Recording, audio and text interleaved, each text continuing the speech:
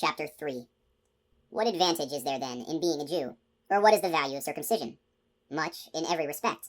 For in the first place, they were entrusted with the utterances of God. What if some were unfaithful? Will their infidelity nullify the fidelity of God? Of course not. God must be true, though every human being is a liar, as it is written, that you may be justified in your words, and conquer when you are judged. But if our wickedness provides proof of God's righteousness, what can we say? Is God unjust, humanly speaking, to inflict his wrath? Of course not. For how else is God to judge the world? But if God's truth redounds to his glory through my falsehood, why am I still being condemned as a sinner? And why not say, as we are accused, and as some claim we say, that we should do evil that good may come of it? Their penalty is what they deserve. Well then, are we better off? Not entirely. For we have already brought the charge against Jews and Greeks alike, that they are all under the domination of sin, as it is written. There is no one just, not one. There is no one who understands. There is no one who seeks God. All have gone astray. All alike are worthless. There is not one who does good. There is not even one. Their throats are open graves. They deceive with their tongues. The venom of asps is on their lips. Their mouths are full of bitter cursing. Their feet are quick to shed blood. Ruin and misery are in their ways.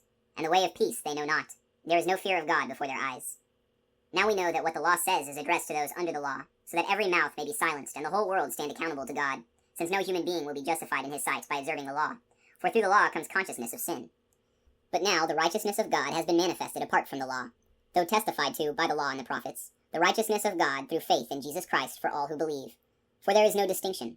All have sinned and are deprived of the glory of God. They are justified freely by his grace through the redemption of Christ Jesus, whom God set forth as an expiation through faith by his blood, to prove his righteousness because of the forgiveness of sins previously committed, through the forbearance of God, to prove his righteousness in the present time, that he might be righteous and justify the one who has faith in Jesus.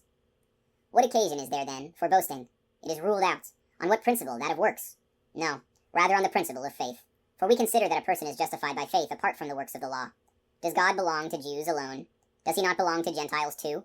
Yes, also to Gentiles. For God is one, and will justify the circumcised on the basis of faith, and the uncircumcised through faith.